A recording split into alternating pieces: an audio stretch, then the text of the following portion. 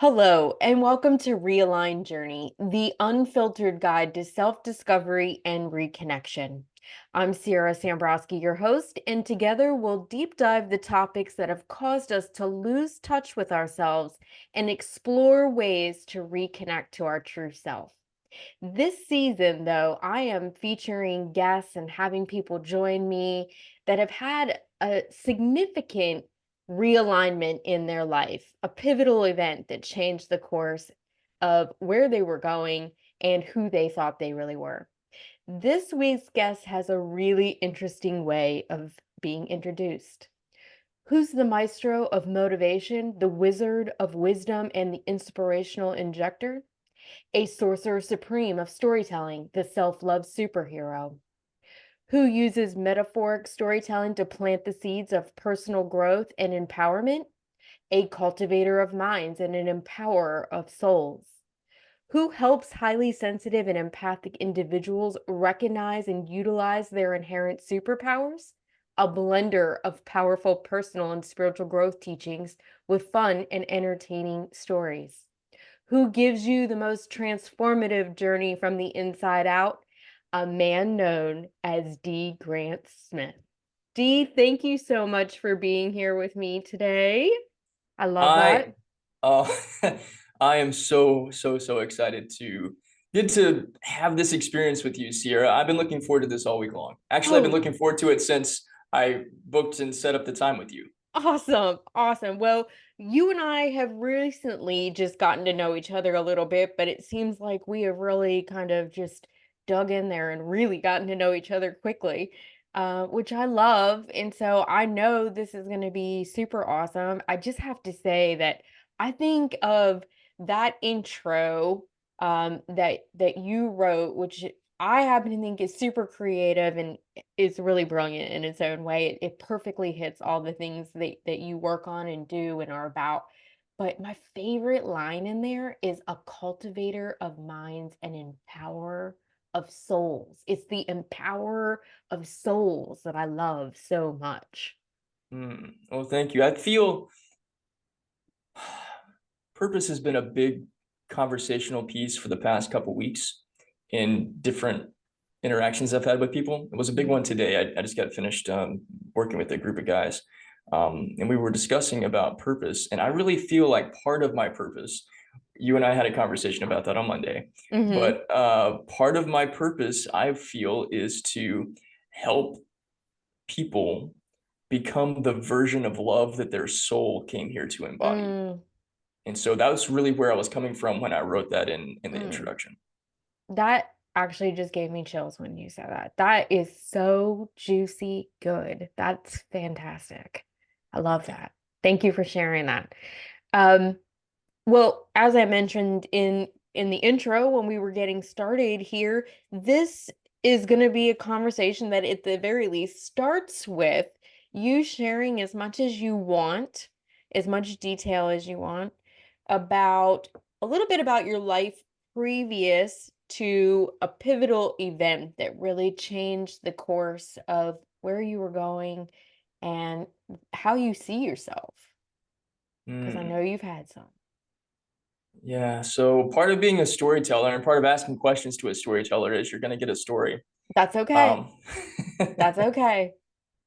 so I grew up in the deep South in Birmingham, Alabama. My whole family is from the South. And when I make references to the South and I'm talking about particular aspects of what it means to be a highly sensitive person, especially as a guy, Mhm. the feedback that I get is, oh, dude, that's the way it is everywhere. I'm like, oh, okay. So if you are a male and you identify yourself in any way, shape, or form as being a sensitive person in any way, or especially highly sensitive or empathic, you're going to be picking up everything that I'm laying down. Mhm. If you're not a guy and you're a woman, you're still going to be picking up everything that I'm laying down because there's a lot of sensitivity in this story that everybody can relate to, I Mhm. feel. And I feel like there's a lot of really kind of seemingly macho, tough, rugged dudes that are wearing a big freaking mask Mhm. Mhm. because there's a big soft spot in them too. Mhm. But growing up, I was taught from a very young age, if I felt the sensitivities that I felt and I started crying at all, dry it up, dry it up. Mm, So it was implanted in me from a young age to not express my emotions. hmm. Now, how can you be a highly sensitive person who feels everything and not let yourself feel it? Well, it That's gonna doesn't turn, I would say it doesn't come out too good, that's for sure. that's gonna stifle emotional maturity, Hmm. spiritual growth, and you knowing anything about who you really are. Hmm. So subsequently, I became an incredibly codependent person Mm. because I didn't know how to, and also this actually became something I rediscovered over the Christmas holidays in having a long conversation with my father. Um, we were talking about confidence and purpose and what it means to really feel good enough. And I heard him say, well, what you're talking about in terms of loving yourself, I'm glad that you're doing that. That's really, really good. I'm glad you're doing that, son. But I'm afraid of loving myself because I don't want to be a narcissist. Hmm. Now, I heard him say that. I'm 42 years old. Hmm. In the moment, I heard him say that. I thought, this is why I resisted and rejected the idea of self love for so long. Hmm. Because growing up, I remember my parents saying, oh, well, if you love yourself, you're going to not love other people. You're going to think you're better than other people and you'll be a narcissist. And you don't want to do that because that's pride. Hmm. Yeah, pride was a big thing in our family too. There was no, there was just there was nothing good about being prideful, for sure. Yeah. And it was, punished and looked down upon and all that. And then you layer in that we were all Catholics too, so that was extra. Mm. That was extra, extra. But yeah, I can relate to that. So growing up Southern Baptist, not very different. Mm-mm. So God's going to judge you if you essentially love Mm-hmm. yourself because you're not loving God. It's interesting though, because now on the other side of all of that religious bullshit, I hope I can say that word, Yep. um, is inside the same religion. Where is it when we pray to Jesus and ask him to come save us? Where is it we're asking God to come live? Not in the room next door, not in the free room down the hall. No, we're asking God to come live inside of us. So, how is me loving myself a bad thing? How is me taking care of the place that I've asked the Almighty to come reside? That seems like it would be the opposite, right? Mm-hmm. Mm-hmm. Mm-hmm. So, interesting perspective. Anyhow, I grew up being a very people pleasing, codependent person that didn't love myself Mm-hmm. and that chased after love, validation, acceptance, and approval from everybody. And I was constantly trying to prove myself to others to be good enough. Mm-hmm. And I have consciously and subconsciously continued that story, even through all kinds of different evolutionary twists and turns in the road that I've grown and excelled and advanced consciously and personal development and all that other stuff. But I Mm-hmm. still recognize that there's so many different layers to this thing where Sure. I'm consistently and continuously unearthing aspects of myself where, oh, I've been doing that because I'm still trying to prove that I'm good enough. Yeah. Hmm. But That's an ever all going, ongoing, everlasting journey until our last breath, I think. We'll so to always keep digging into that. so to answer your question, there's actually two stories. Okay. They feed off of each other. I wrote a book about this, but without all the self-promotion crap. I'll let you I self-promote at the end. How's that? totally cool. You can bypass the book and just listen to the story. I was standing on a street corner in 2007 in a small Texas town, Abilene. That's where I live. Mhm. We don't have a high crime rate, so I was not standing in the middle of Brooklyn. I was not in Los Angeles. I was not in a place. I was not in Harlem or Juarez or any place where I would logistically have a reason to be afraid. Uh-huh. But standing on the other side of the street was this kind of thuggish looking dude, and I had about 20, $30 in my pocket. And I thought in the moment, holy crap, this guy's going to jump me. Did I have Hmm. any reason to feel this way? No. Was I sensing something in the air current? I don't think so. I don't think I was reading this guy's vibes. I think I was judging him based on his appearance. Mm. So what did I do? Instead of crossing the street like a normal human being would, I went 90 degrees north, made an extra 3.5 blocks to get to the place where I needed to go. And I justified it as I need the exercise. Okay. On about block 2.5, my internal Jiminy Cricket jumped on my shoulder and said, "Hey, you're a grown ass man that can't cross the street. You're 27 years old. How long do you want to keep living this way?" Mm. Well, that was a wake up call. So Mm. on my drive home, I passed by this sign that I'd passed by a zillion times, but hadn't really paid attention to. Old school boxing gym. Now, being a fan of, no, super fan of Rocky and the Rocky movie series, and Mm-hmm. being a boxing fan, I thought this is how I'm going to solve the puzzle. I'm going to join a boxing gym so I can stop being afraid of everybody. Because here's the other thing. I was born with a intestinal disease. Mm-hmm. They did surgery, 2 or 3 surgeries on me before I was 6 months old. I'm a small frame person. I've Mm-hmm. always been the runt of every class I've ever been in. I'm, again, 42 years old. I'm 5'8". Mm-hmm. I weigh 120 pounds. So Mm-hmm. I'm a bantamweight Mm-hmm. boxing. And I've lived with 6 foot something people and the super heavyweight world, and felt incredibly inferior and intimidated by all of them until this point in time. I was 27 years old. And Mm-hmm. so I decided I wanted to overcome that fear. Mm-hmm. So I called the number from the place that I passed. That guy didn't know anything about what he was talking about. Uh, Thankfully, there was a second number in the phone book. Yes, I'm that old, and yes, I use that old school device. Mm-hmm. Uh, I talked to Coach Edward Rivas. Coach Rivas changed my life. Coach Mm. Rivas said, "Hey man, I know exactly where you're coming from. I'm an old school boxing coach. I do things my way. You come, you do things my way, but I will make sure you do things like I tell you to do things. You won't be afraid of anything ever again." And he was right. So I joined Abilene Boxing Club. I was there from 2007 to 2010. Mm-hmm. Now, my boxing coach went on to coach the U.S. Olympic team in 2012 and Whoa. 2014 and 2016.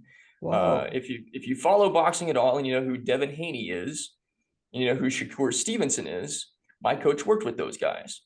They're both champions. There's another guy that was in our gym, Mike Gavronsky, that for a period of time, he was a super middleweight champion of the world. So my coach knows what he's talking about. Mm-hmm. Now, he taught us 3 principles that he would shout at us every single day: be solid, be first, be uncommon. Those are now the principles that I live by.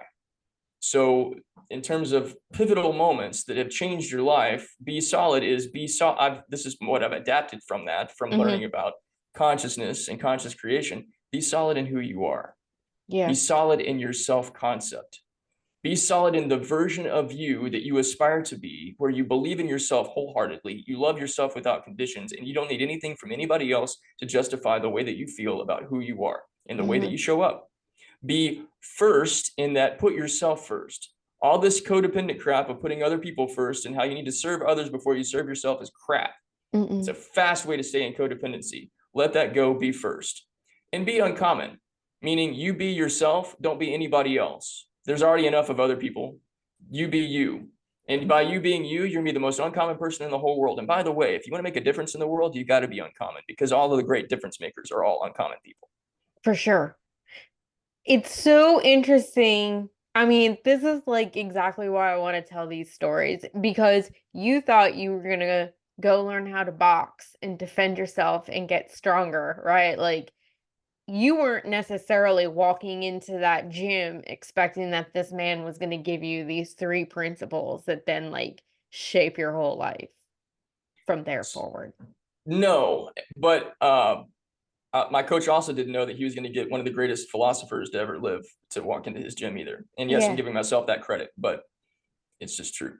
So the real pivotal thing that changed my entire life was I was sitting in this seat right here in 2017. Um, I had been married for about a dozen years, and then seemingly out of nowhere, my former partner told me about 30 minutes before I was going to go give a speech to a group of teenagers about the power of love that she didn't love me anymore and she wanted to leave. Mm, Now, that rocked my entire world because she was the reason why I felt like I was worthy of anything, mm, because I had built my entire self concept and my sense of worthiness around being married to her. mhm, Flawed premise, terrible way to live. mhm, So, again, very codependent person. I didn't have any of the ideas or notions about self concept or even codependency up until this point. mhm. So, And you're missing that principle of self first. I I had not discovered that yet. Okay. Okay, this was 2017. I wouldn't discover that till about 2018-ish. But I was sitting in this chair. It was 2017. That happened. She left in March of that year. This is probably, the story I'm telling you is probably around May or June-ish. Um, and I had this flashback to my wedding day, which at the time had been my favorite memory. And Mhm, I'm a very imaginative person. When I went into my imagination and had that flashback, it was like I was reliving that experience again. And I was feeling joyful and excited and all those things. And then suddenly everything went black.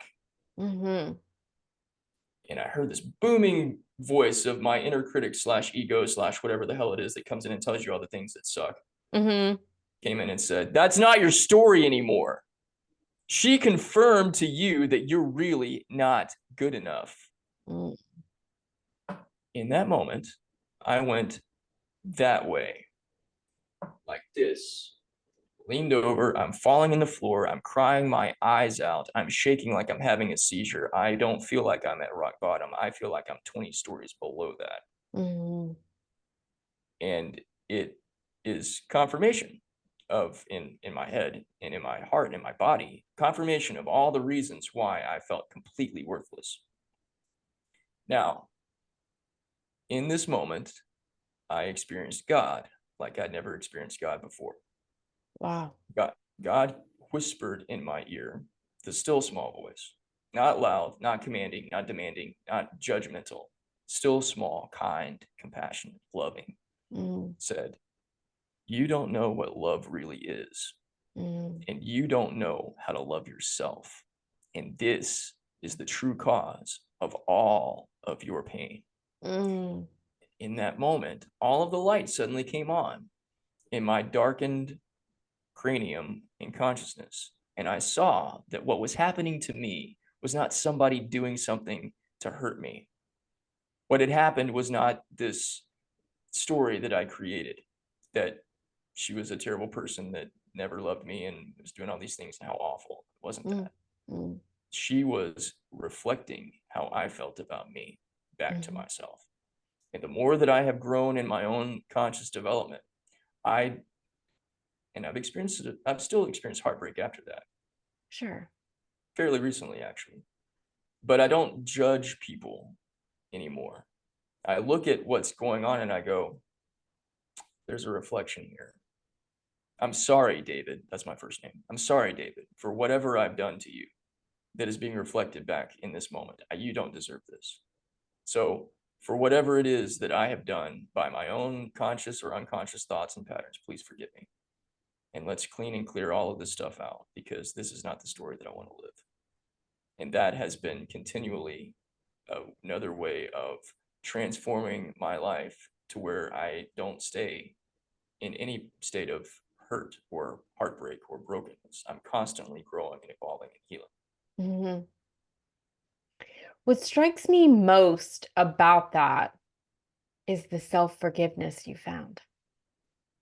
Because I feel like self forgiveness is one of, if not the most important healing thing we will ever do. You know, we can go to talk therapy and do woo woo energetic shit, and we can, you know, teach from it and all this other stuff. But it's the self forgiveness piece, in my mind, in my opinion, that is truly the most healing work we will ever do. Mhm. And it's one of the big things that we're not taught. We're taught to forgive Exactly. other people. Yeah. But again, going back to the reflection thing, like when you realize that consciousness is what creates everything, and that the world is a mirror, and there's something that's being reflected back to you about yourself. I don't know if you've ever read Mm, Zero Limits, but one of my favorite teachers is a guy named Dr. Hu Lin, who was a psychiatrist in one of the dangerous prisons in Hawaii. But what he taught, what he illustrated in his life, is the Ho'oponopono prayer. He did a mm, variation of that. But the fact that he single-handedly almost healed this entire giant prison ward of 300 something inmates that had been the most dangerous people in the entire state. And by the time he left, like, they were completely changed dramatically, mhm, but he never met with them privately to have consultations. It wasn't a psychology hack that he had. mhm, mhm, All he did was he took their files and prayed the Ho'oponopono prayer and recognized that there's something in these people's energy there's something in my energy. There's something in my consciousness that's being reflected back to me. The fact that I have this file in front of me. I didn't kill my family. I didn't destroy all the lives of the people like these people did. It's not a copy and paste reflection, but there's mhm. something there, and there's something being reflected back to me. And I want to clean and clear that out of my own consciousness so that it gets cleaned and cleared out of the collective consciousness. And by proxy, it gets cleaned and cleared out of them too. Yeah, wow. That's that needs a minute to just absorb because that is incredibly powerful. I think there's a lot of talk and there's a lot of people that will say like the best thing we can do for those before us and after us is to work on ourselves, right? And it's true. And there's something about the way you just explain that feels, well, at least it's hitting me in a much deeper, more powerful way than I think that I was really like I was understanding it from more of a head space than a soul space. But the way you just said that really strikes me in a soul way. Mm, good. Mission accomplished. Yeah. Yeah, that's super great. I'm like, I don't even almost know where to go from that, honestly. Holy I like hell. Okay, that's all, everybody. You don't need any more after this. We're it. done. We're Yeah. done. So what would you say has been part of this radical shift in yourself, in your life, in the way that you were going? Because, you were in radio for a long time. Mhm. So was one of these two events, both of these events, was that really kind of the catalyst for you also shifting away from that career and into the work that you do now? No, it had nothing to do with it. No. No. Here's something I'm growing in. And this kind of, I'm going to talk about your awesomeness, Sarah, because by the way, I've been talking about you a lot. I know. I know. Bless you. I hope that you're okay with that. But part of the thing, when you make an impression with me, I'm a talker. And I can't stop talking about people that make an impression on me. And like, it's just part of it. So this is part of being my friend. You get used to it. Okay. Um, part of what you shared with me on, I did a reading with her, or she did a Mhm. reading with me, I guess. Reading with you. And one of the things that you talked about, without getting into the minutia and the details, because obviously that's nobody's business, but Mhm. there are things that I have gone through that I had to go through. It was part of the story. Mhm.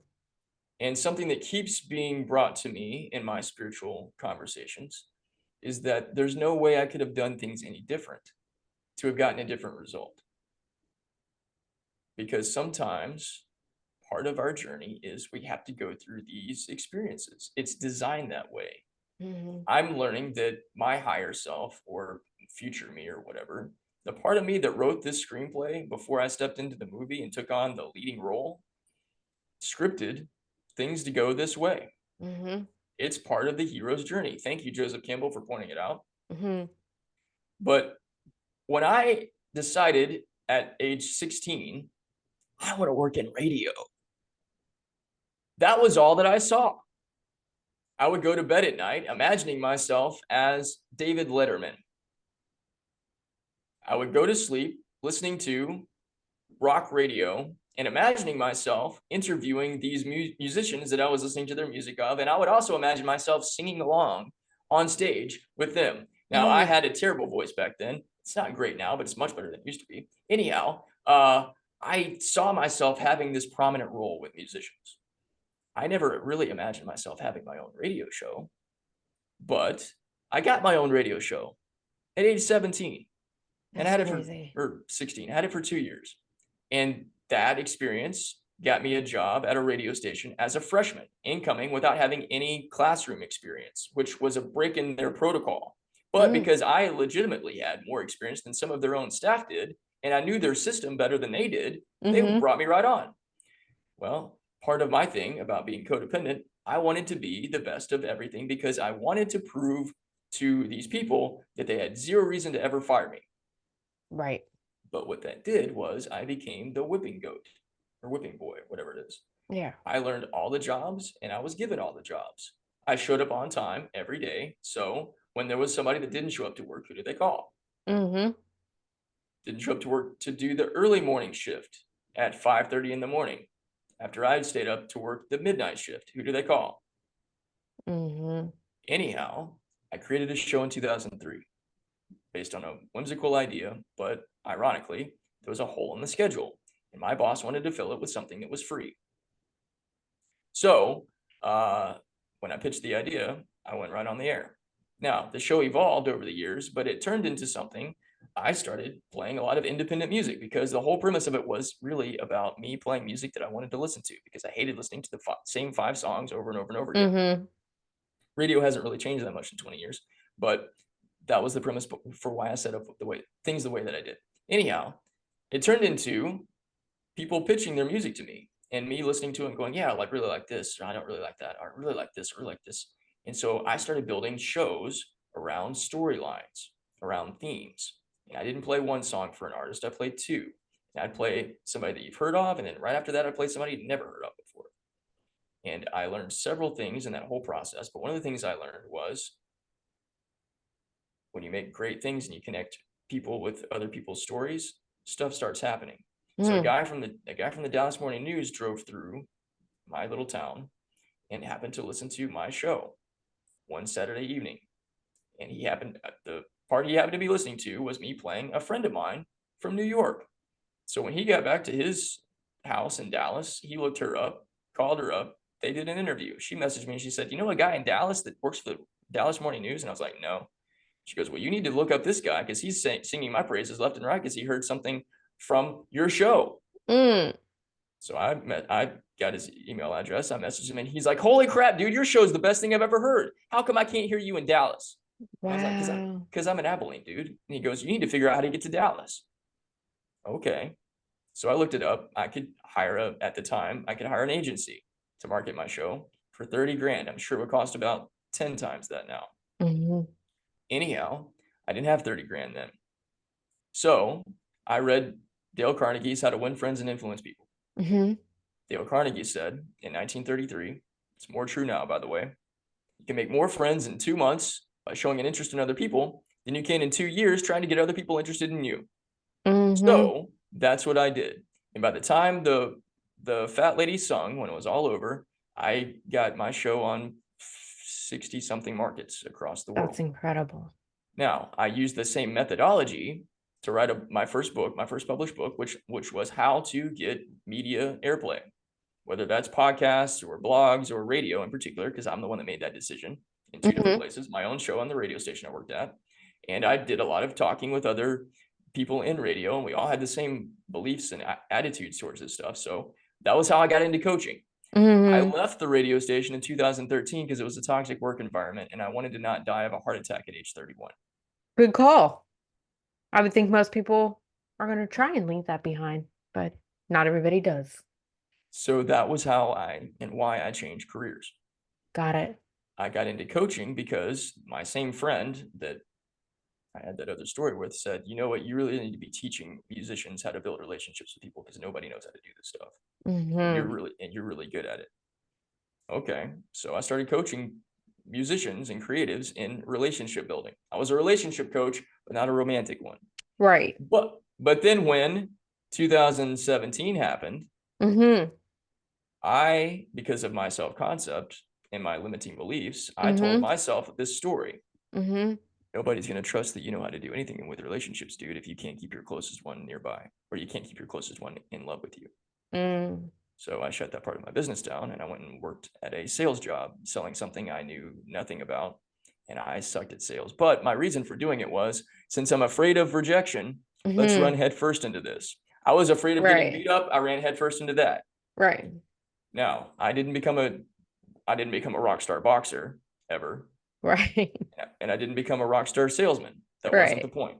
But I did overcome a lot of fear. Anyhow, Right. I got when I had that moment where the still small voice came, I began this process of learning what love really is, divorcing myself from the religious bullshit that Mm-hmm. I was indoctrinated to believe about. Love is this. And a lot of the religious crap, and I don't mean to be so callous towards Christianity or any other religion, but it feeds this codependency because in a lot of the teachings, God is this being that sits up in this hierarchical place and has this checklist of things that you're doing wrong. Mm-hmm. And And you have he to be, decides. He uh-huh. decides if he's gonna love you or not. Yeah. So you always have something to prove and you always have something to earn. Mm. And your righteousness is contingent upon how good or bad you are. It's like a cosmic Santa Claus. And but you get out of jail free card if you say the special prayer. It saves you from going to hell, but you don't get saved from the stuff you have to face every day about how you feel about yourself. Mm-hmm. And so I began to study what love actually is, escaping the religious crap, and learned all Right. kinds of wonderful things from people that practice some very different thought processes and faith systems. And Right. somewhere in that capacity, I heard about a guy named Neville Goddard. And Neville changed my ever effing life. And he is, to this day, my all time favorite teacher. I actually heard about him from Wayne Dyer, one of my other favorite teachers. They talk Mm-hmm. about a lot of the same things. But Mm-hmm. Neville believed that God is our imagination. Now, I don't necessarily agree with that, but I do experience God in my imagination because in your Correct. imagination, all things are possible. And with Mm-hmm. God, all things are possible. And Mm-hmm. looking at the Bible from this place of, let me read this book that's actually teaching me about myself through the iterations of these different characters, instead of thinking of them as these historical figures that did all these different things. Mm-hmm. Mm-hmm. Mm-hmm. If I see this as states of Great. consciousness, I can see how, okay, the 12 disciples, this is a Neville teaching, the 12 disciples are 12 states of mind that each have a purpose in you becoming the best version of yourself. And Mm-hmm. Jesus, the Christ consciousness, is our ideal for who we are all trying to be more like. Mm-hmm. And it is a state of consciousness, not this person that's going to come save us. Mm-hmm. Exactly. Probably rocked a couple people's worlds there, but that's okay. I mean, I'm a big proponent. I've said that all my life. It didn't go over well in Catholic CCD class. In second grade in particular, I became sort of really defiant in my thought and would ask a lot of questions and it didn't sit well. But it's interesting to know how when I look back on it, I have these like brief memories. And honestly, I'm not even sure that they're full memories as much as they're like a soul memory kind of thing. Like I Mm-hmm. just have this feeling about what the situation was. Um, but knowing that this whole version we were being fed around religion and our relationship to God and Jesus and all that just never sat right with me. It never sat right with me. I'd be like, I just asked too many questions. I asked too many questions. And, Not possible. well, now, but I asked too many questions for their liking. Let's say that. And I got in a lot of trouble. And all that did was get me extra study like on the Saturdays and all kinds of shit. But um that's another lifetime ago. It really truly feels like that. What I know is that, in particular, Michael Singer talks a lot about that, about the people and the levels of consciousness that are actually reflected to us in the Bible, not necessarily. these literal people that Mhm. were, and I adore him, and he's been tremendous in helping me to see things at like just a deeper level when I really want to go scuba diving into the deep on Mhm. these things for sure. You had made a video the other day on your LinkedIn, that I just watched today that was fabulous. It talked about, your work, but you got into this idea around self-concept. And, this is kind of like the forgiveness piece, I feel like, from as I'm processing it and absorbing it, in that we do these things to like fix ourselves, right? And we do like mindset work to reshape who we are. And yet there's such a difference between like this form that we're trying to evolve into and these like tactical things and practices that we do or that we're taught, or that are acceptable by people that say that part's normal and that way to do it is not. Um, but the self concept is very different for me as I process it. Than, like I said, these sort of these ideas, these things that people want to manifest into their lives. I hate the word manifest, by the way. I don't know how you feel about that. Wow. I Okay. say Good. anybody that knows me knows that I'm like, it makes me want to gag. I'm like, can we please choose something else? I just feel like it's super overused, and I feel like it doesn't. Well, that's a whole nother side conversation. I would say to me, it's become like this whole thing where these Mhm. ladies gather around together and they're drinking wine and making vision boards and they're gonna manifest them a man and a new house and six figure whatever, right? And the reality of the situation is that A, all these things are already here. Mhm. You have to come into contact with it. That part of Mhm. you that can recognize it, accept it, Mhm. receive it. Mhm. It's not this idea of it manifesting like out of thin air makes me crazy. So, yeah, that was that was my side tangent. But back to the self-concept. I feel like that's the difference. It's the difference between all these people touting we're going to heal ourselves with our mind, which don't get me wrong, I believe in all of that. Um and working on the mindset stuff and doing all these techniques, tapping and whatnot to like relieve emotional memory and trauma and da da da da da and change our belief.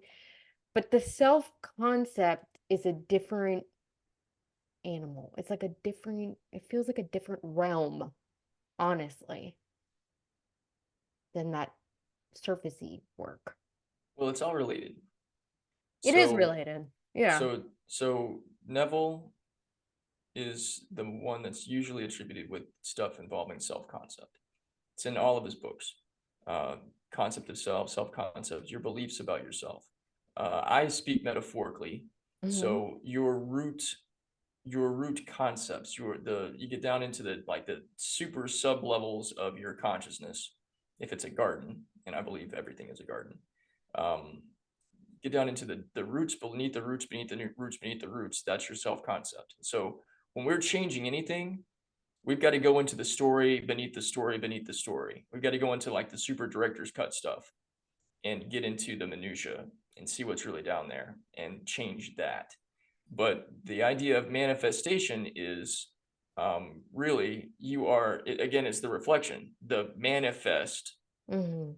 reflecting back to you what's in the story beneath the story beneath the story. And it's an exploration. And you don't get to there without asking a ton of questions You about mean you don't yourself. just make a vision board? Well, props to Oprah and Jim Carrey and these other people. They did a bunch of other things too. I was gonna say, don't get me wrong. I understand the power of a vision board, but there's so much more that goes There's into so it than much more that. to it. Yeah. And I mean, I've got a vision board right there. I've got them all over the place.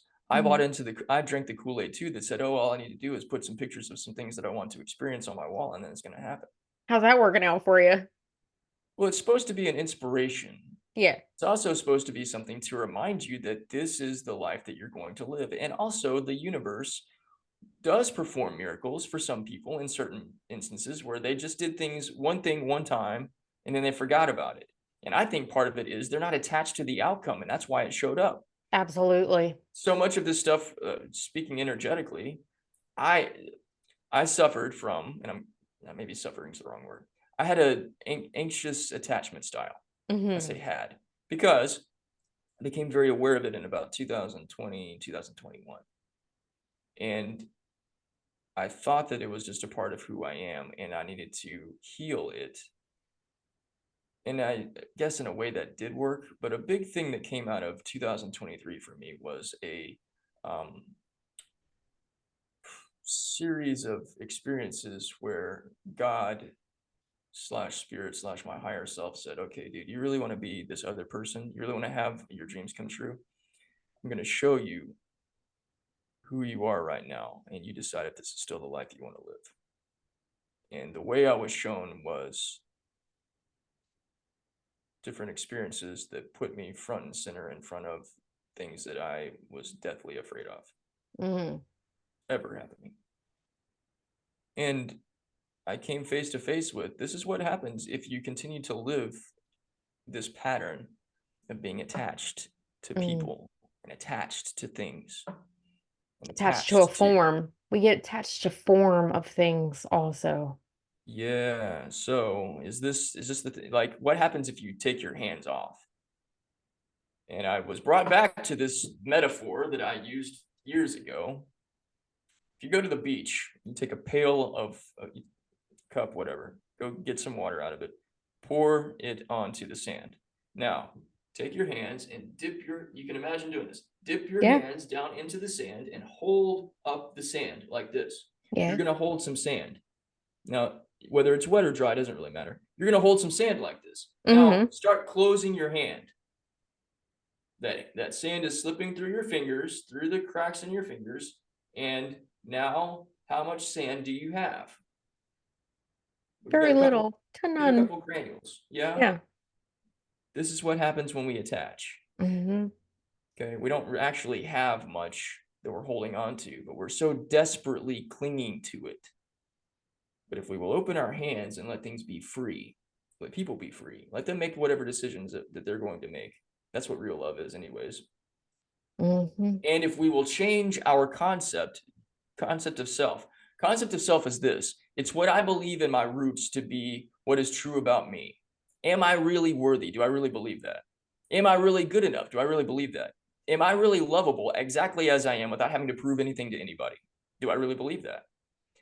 Do I see myself as a confident person, as a lovable person, as a worthy person, as a gentle person, as a what how do I see myself?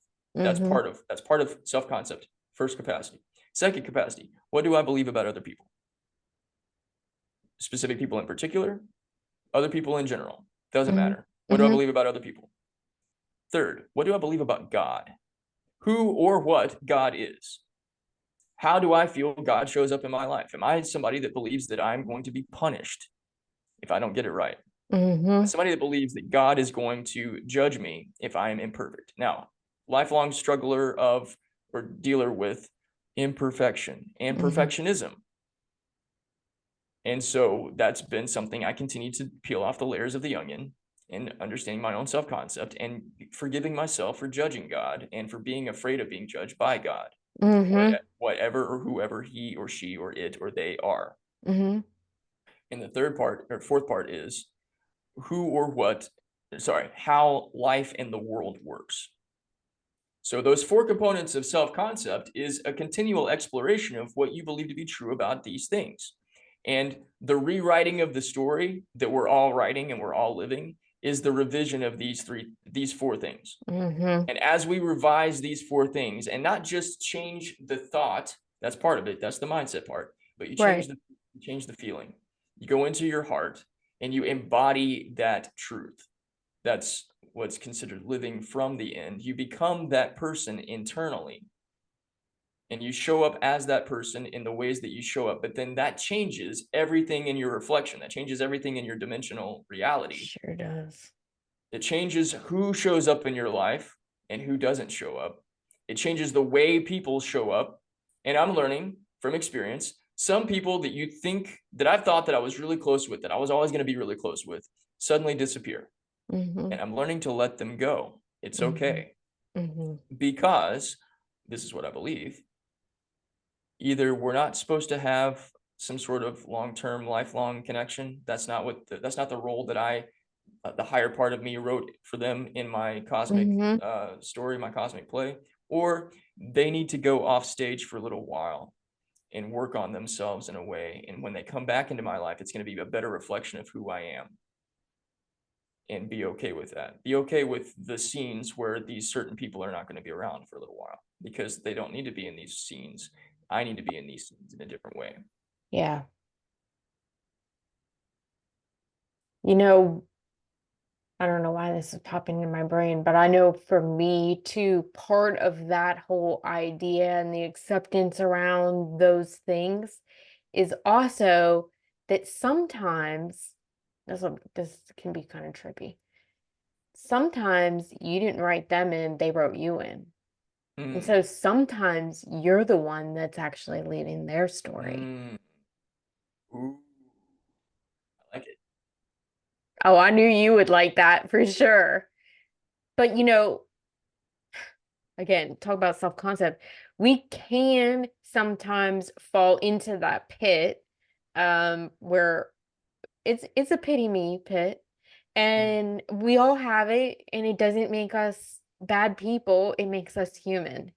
Um And we can fall into that place and feel like life is doing this to me. This is happening to me. This person left me. And I recently was thinking about this for somebody else that I know that's going through a really hard time in relationship loss. And I've been thinking, and even for myself, I had one more recently also. And I mean, it was kind of the message that I got was that I really had only went back into the relationship again because they needed me as a catalyst for themselves. It was never meant to be what I thought it was, which was, like the formation of a lifelong relationship. But the interesting thing for me was that when I went back into the relationship, because, I'm human, I repeat stupid patterns.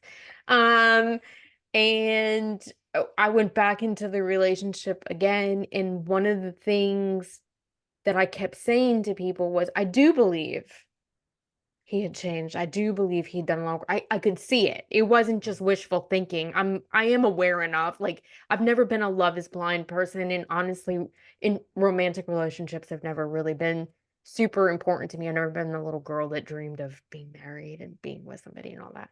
That's great, but I didn't necessarily feel like I needed it. But anyway, um, I went back into it thinking I just had a deep knowing that I didn't know why, but I knew that I was supposed to do this. I knew that I was supposed to re-engage in the relationship and do all these things.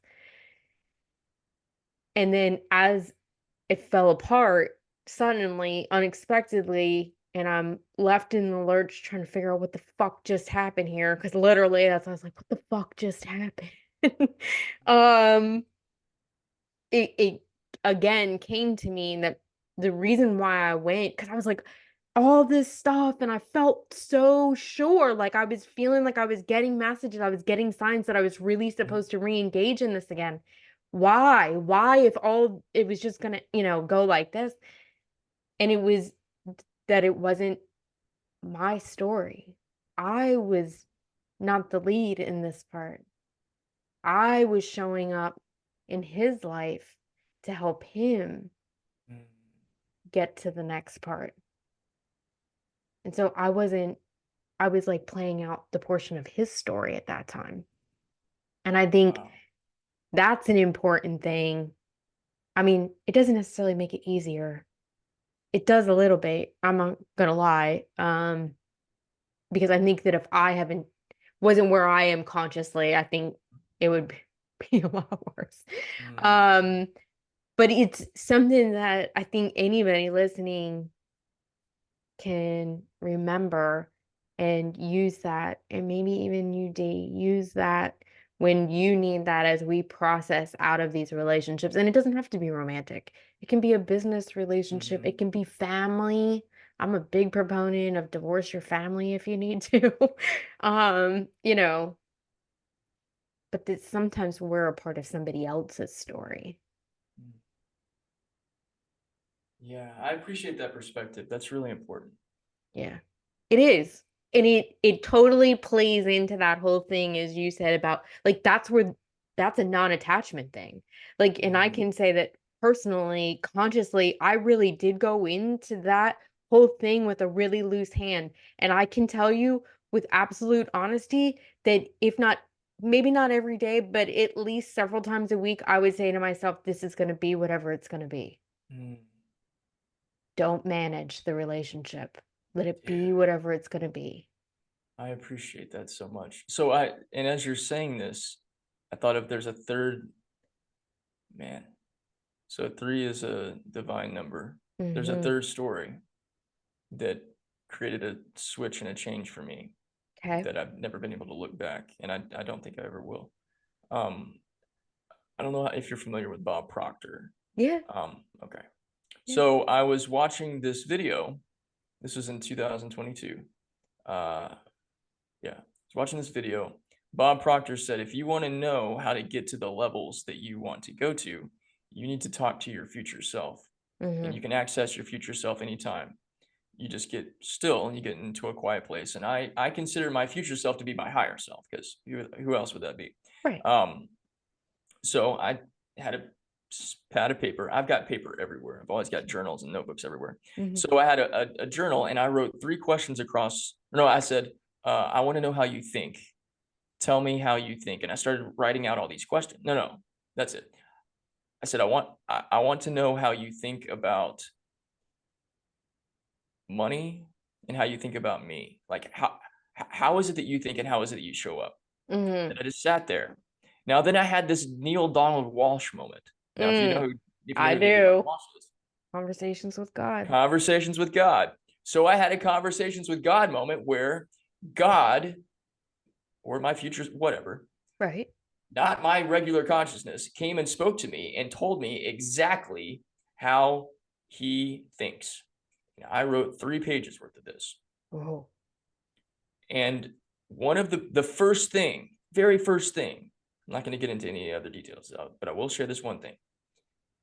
But my higher self, God, future self, said, I love myself more than I love anyone. Mhm. I put myself first. And my partner loves herself more than she loves anyone else. So that's how we have the most healthy, whole, loving, harmonious, wonderful relationship because we're not dependent on each other. Mhm. And so as I've gone through my self concept and been detaching from concepts about finances and my attachments to different ideals there, Mhm. concepts about a significant special person and all Mhm. of the different belief systems there and dreams Mhm. and goals and all that other stuff. The more that it's like, okay, what am I holding on to and what am I letting go of? Mhm. Because my higher self brought back to me that open hands with the sand metaphor. And that's what he said. He said, I hold everything with open hands. I'm not attached to anything. And I'm especially not attached to outcomes. I don't attach myself to outcomes or to people for happiness and love. And so it's been this evolutionary, continuous to be, I'm a year and a half into this now. This continues to be this evolutionary process of not attaching to results, not attaching to outcomes, not attaching to people in any way, shape, or form. And I realize now, holy crap, it's what Joe Dispenza wrote about in his book, Breaking the Habit of Being Yourself. Mhm.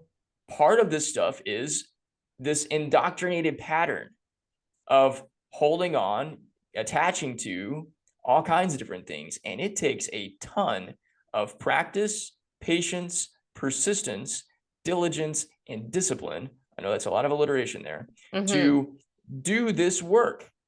But that's what the evolutionary process is. And Yeah. so, yeah, it is detachment. It does take a lot of practice and a lot of patience. And as something you've pointed out to me at least 3 times this week, a lot of compassion. Yeah. It surely does, my friend. It surely does. That is a great place to leave the listeners for now, because that's a whole lot to soak in and absorb. I think y'all are going to have to listen to this more than once, probably. There's a lot of good nuggets in here for sure. Dee, thank you so much for being here. And Thank you. I'm going to invite you, I'm going to encourage you, say, please tell everybody where can they find your book and where can they connect to you? We didn't even mention growth farming. That's your website. Tell them all about it, even though I sort of did. So I believe this about all of us. Your heart is a garden and your mind is a garden. And what we have the opportunity to do is treat ourselves and be our own master gardener of the soil and the plants that you are planting inside yourself. And so I began a process of living by this principle. And this is what I teach other people how to do, how to treat your mind and your heart and your soul like a garden and be your own master gardener. And you decide what version of love you're going to plant inside yourself, or versions of love. And it has everything to do with your self-concept, because it's digging into the soil of who you are. And so as a writer and as a storyteller, the ways that I teach and the ways that I communicate and the ways that I lead is I write a lot of stories. And I write stories that tell life lessons and personal growth and spiritual lessons. If you want to go down that road, if you don't, you just want a fucking awesome story, you get that too. Yeah. So I've got a whole bunch of stories that are what I'm calling mini novels. They're not full on Lord of the Rings, 9,000 pages. It's not Leo Tolstoy. You're not Yeah, gonna, yeah, have yeah. to read like for 5,000 years. But they're great stories. There's also a lot of personal growth. And then the stuff that are the life lessons that are in that, I teach that through courses and personal development and coaching and all that stuff. Everything is available at growthfarming.com. Now, That's connecting easy. with, super simple.